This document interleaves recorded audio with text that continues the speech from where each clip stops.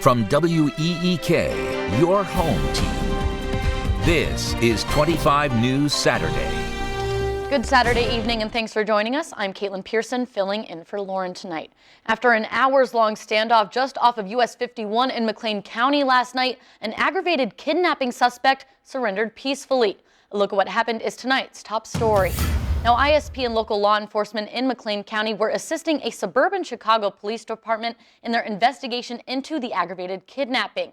Illinois State Police say this standoff began around 7 p.m. last night when the suspect's semi-tractor got stuck and his tires caught on fire on US 51 near County Road North 100.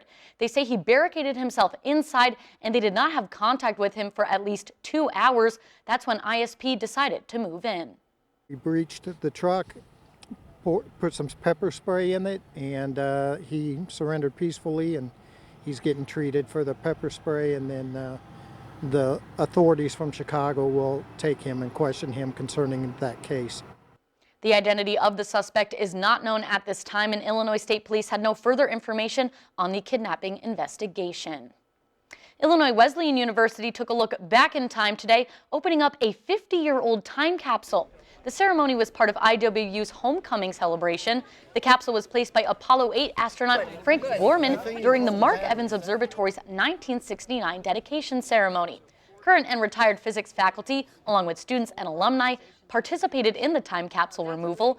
Borman and his Apollo 8 crewmates, James Lovell and William Anders, were awarded honorary Illinois Wesleyan doctorates during that 1969 Founders Day convocation. Imagine, well, what would people from that time have tucked away that was important and significant to them? And what would we tuck away now that's important and significant to us to have people 50 years in the future reflect back and to think about? Alumni who were there 50 years ago said it was a reminder about the conflicts of that day, but also to be proud of advancements that we've made. IWU was the first to award the crew honorary doctorates. Now, it was a nice morning, but it's pretty wet out there right now. Yes, it was quite a tease this morning. We're seeing those showers come on down. It started this early afternoon, and then we're seeing it continue on throughout the early evening tonight. So looking out there is looking quite hazy because of all that rain. So here's a look at Peoria Lake. Can't really see the horizon too much, but look at that. At least we have these cool temperatures staying with that. And even into later this upcoming week, even cooler temperatures compared to what we're seeing right now, so way below average. So these showers and storms will end early tonight, leaving behind even cooler and below normal temperatures for us to start off our week and continuing on into later on the week when, like I said, we'll see even cooler temperatures compared to what we're seeing right now into next week. So what to expect? Temperatures near 50s and lows in the 30s. So get out those scarves and hats. Again, more details on when exactly to expect that later on. Now back to you, Caitlin. Thank you, Grace. Well, for 25 years, the oldest cemetery in Bloomington has held Evergreen Cemetery Walk, a stroll through history with the characters coming to life. The tradition started as a way to educate the public, especially students, about the importance of preserving and respecting cemeteries. It was in direct response to vandalism at the cemetery then, and now it's a Bloomington tradition to hear the stories of the very people who are buried there, like former Illinois Wesleyan President Oliver Munsell.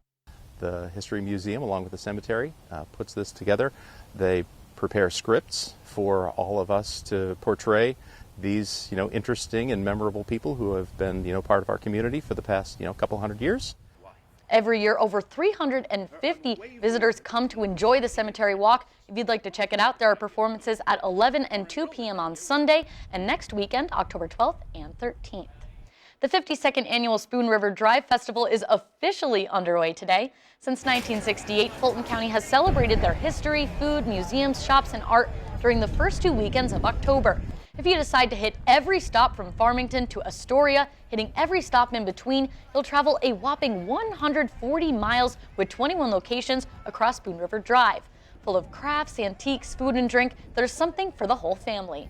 Bring people to Fulton County to see the beauty of the fall colors. While they're here, we encourage them to visit our locations, taste our wares. A lot of people like to eat their way along the Spoon River Drive. Now, if you missed out today, do not worry. The festival runs all day tomorrow and next Saturday and Sunday as well. For a map of the drive, you can find that link on our website. Well, fall is finally here, and you know what that means? The zombies are coming out in full force at the Central Illinois largest and longest running zombie walk. And while they may not be able to run, the zombies have been walking in Bloomington for 10 years. It's always free, and this year they took donations for Children's Home and Aid, an agency that serves low-income families and children in Central Illinois. Helping kids, it's helping community, it's bettering the future of children's lives, and just improving the lives of people, making the future better.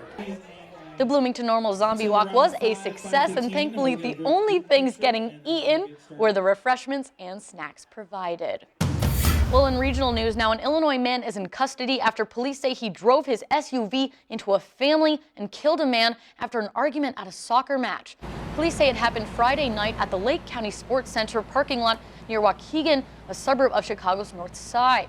Investigators say an argument escalated as the soccer match was ending, and the man then drove his vehicle directly into a family of 4. A man in his 40s died.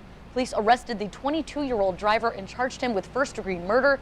He's being held on $5 million bond. Well, there will be no change in the special prosecutor for the Jussie Smollett case in Chicago. Friday, a judge ruled that Dan Webb will remain in the position. This is after Webb denied any conflict of interest in his appointment. He was hired back in August to investigate why Cook County State's Attorney Kim Foxx dropped 16 charges against the actor. But Webb disclosed that he actually hosted a fundraiser for Foxx in 2016 and donated money to her campaign. On Friday, Webb told the judge that he had never met Foxx and did not know her. The judge found that there was no indication that Webb harbors any bias or prejudice in this case. Well, the infamous 1930s American gangster John Dillinger's body is to be exhumed from his grave in Indianapolis. Some of his family members believe it's not really his body, and they want to prove it. The Indiana State Department of Health gave the go-ahead to dig up the body and rebury it on December 31st. The family plans to test it for DNA. Dillinger became the public's first enemy #1 when he ran a gang in the Midwest in the 1930s. According to the FBI, Dillinger was fatally shot by authorities as he left a movie in Chicago in 1934. Well, coming up next on 25 News, we'll